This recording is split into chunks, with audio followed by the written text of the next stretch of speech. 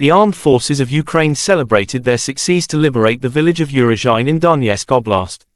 Deputy Defense Minister Hanna Maliar reported on August 16 announced this, although there was still combat clash between two sides. Urozhaine liberated. Our defenders are solidifying newly taken positions, Maliar wrote on her Telegram channel. Offensive operations continue. The village of Urozhaine lies close to Staromaiorske, another village in Donetsk Oblast that was liberated already in late July. Russian army withdrew from the village because of lacking of artillery and the enemy offensive formation. The General Staff of Ukraine's armed forces reported advances in the Urozhaine direction on August 15. Later that day, Russian forces unsuccessfully attempted to regain lost positions in the sector, the General Staff added. The armed forces of Ukraine shows footage of destroying Russian armament. In the Donetsk region, 4 Russian self-propelled guns disappeared simultaneously. A perfect shot by a Hamas shadow unit, wrote the statement. Also, 3 Russian T-90M, breakthrough, tanks, a transporter tractor MT-Pound and an IFV are knocked out and abandoned near the village of Andriivka, Donetsk region.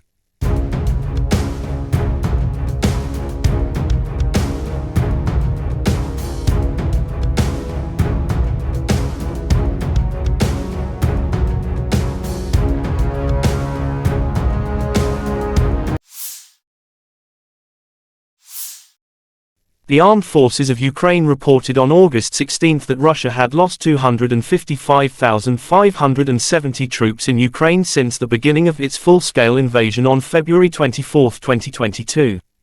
This number includes 650 casualties Russian forces suffered in the last 24 hours. According to the General Staff of Ukraine's Armed Forces report, Russia has also lost 4,324 tanks, 8,380 armored fighting vehicles, 5,152 artillery systems, 714 multiple launch rocket systems, 485 air defense systems, 315 airplanes, 314 helicopters, 4,248 drones, 18 boats, 7,614 vehicles and fuel tanks and 773 special equipment.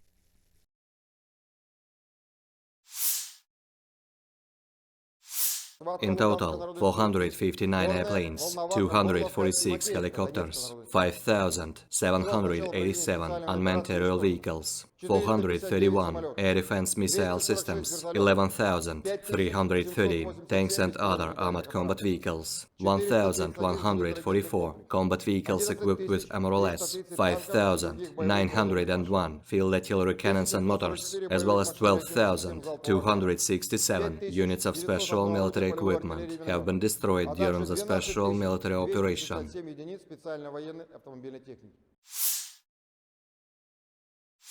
Бажаю здоров'я, шановні українці і українки. Провів сьогодні ставку. Фронтові питання, які важливі зараз. Оборонні питання, які важливі стратегічно.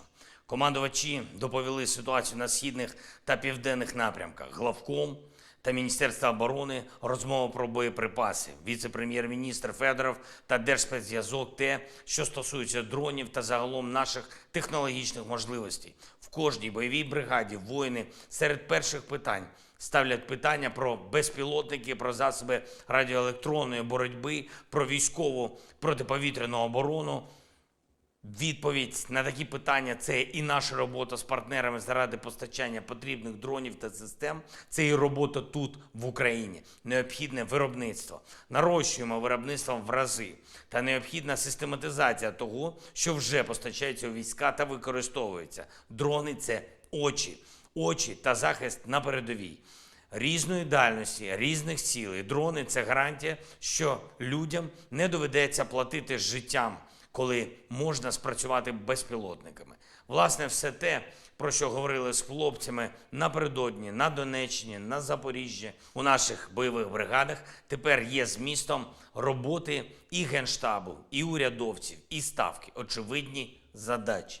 Провів сьогодні і тривалу нараду щодо нашої міжнародної активності зараз, в другій половині серпня. Нові пакети оборони, нові політичні рішення заради України, підтримка для нашої держави і людей. Цей серпень має бути урожайним для України Це завдання для всієї команди нашої держави, для кожного і кожної, хто працює заради успіху України.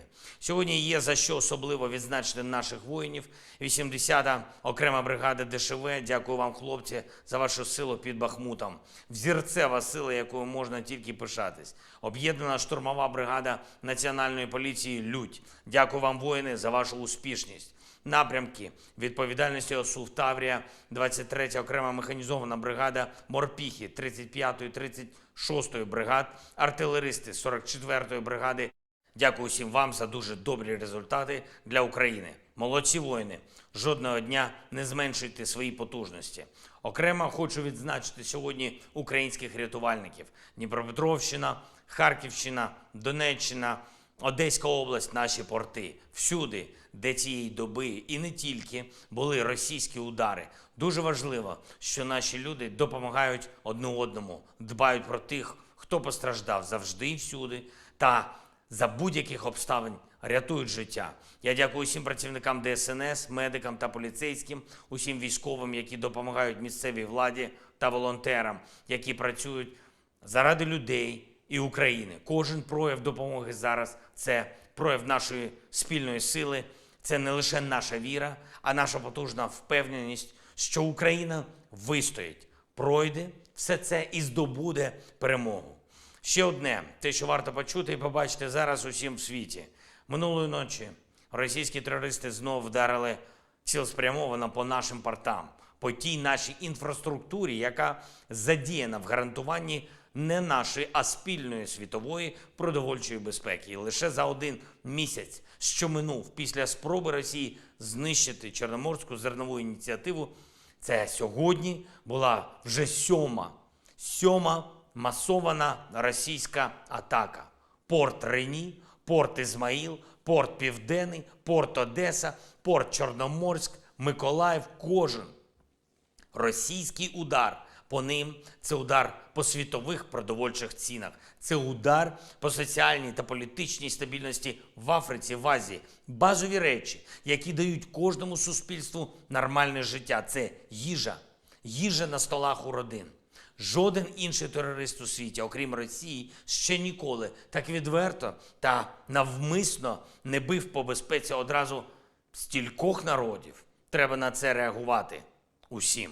Треба цьому протидіяти активно, саме спільними зусиллями. Я дякую усім лідерам та державам, які допомагають Україні захищати нашу державу, а отже і спільну безпеку усіх в світі. ППО для України, зброя для наших воїнів, санкційний, фінансовий та політичний тиск на Росію. Це зараз основні речі, які не комусь одному, а всім у світі гарантують безпеку та повернення спокою. Слава нашим воїнам, слава нашому незламному та сильному народу. Слава Україні!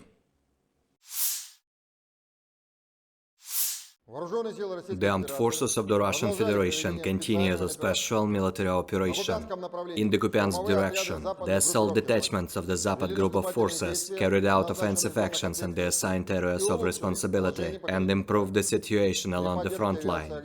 With the support of aviation and artillery fire, 9 attacks by assault groups of the 14th, 32nd, 44th Mechanized and 95th Air Assault Brigades of the Ukrainian Armed Forces were repelled close to Novoselovsk and Stelmakhovka in Lugansk People's Republic, Olshana and Sinkovka in Kharkov region. The enemy losses were up to 85 Ukrainian servicemen, 2 armored fighting vehicles, 4 pickup trucks, as well as self-propelled artillery systems, 1 US-made M109 Paladin and 1 Polish-made Krop guns. In the Donetsk direction, units of the U group of forces, in close cooperation with aviation and artillery, repelled 5 attacks by Ukrainian armed forces near Krasnogorovka and Nevelskoye in Donetsk People's Republic.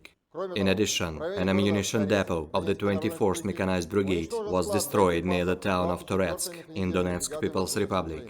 The enemy losses in this direction amounted to up to 250 Ukrainian troops, 3 infantry fighting vehicles, 4 motor vehicles, 1 US-made M777 artillery system, 2 D-20 howitzers, and 1 US-made AN-TPQ-50 counter-battery radar station.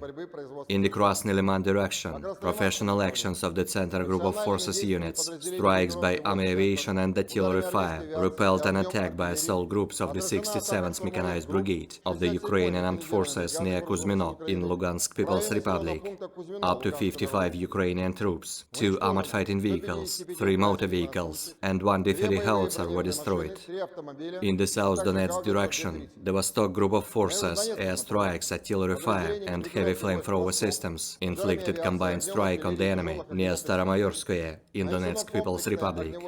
The enemy losses amounted to over 140 Ukrainian troops, 2 tanks, 3 armored fighting vehicles, 3 motor vehicles, as well as 1 American-made M109 Paladin self-propelled artillery system during the day. In the Zaporozhye direction, the Russian grouping of forces, supported by army aviation and artillery, repelled 2 attacks by assault units of the 82nd Air Assault Brigade close to Robotino and Verbovoye in Zaporozhye region. In addition, 2 ammunition depots of the 117th Mechanized Brigade were hit close to Kirovo in Zaporozhye region. During the day, the enemy losses were up to 170 Ukrainian troops, 3 armored fighting vehicles, 2 motor vehicles, and 1 US-made M777 artillery system. Up to 35 Ukrainian servicemen, as well as 5 motor vehicles were destroyed as a result of fire in Kherson direction during the day. Operational tactical and army aviation, missile troops and artillery of the Russian group of forces have engaged Ukrainian manpower and hardware in 143 areas during the day. In addition, 1 ST-68 radar station for detection, identification and tracking of aerial targets was destroyed close to Pervomaiskoye in Nikolaev region. A command post of the Ukrainian 72nd Mechanized Brigade was eliminated close to Paraskaviivka in Donetsk People's Republic. Air defense systems have shot down 1 Su-25 airplane of the Ukrainian Air Force near Novotroitskoye in Donetsk People's Republic.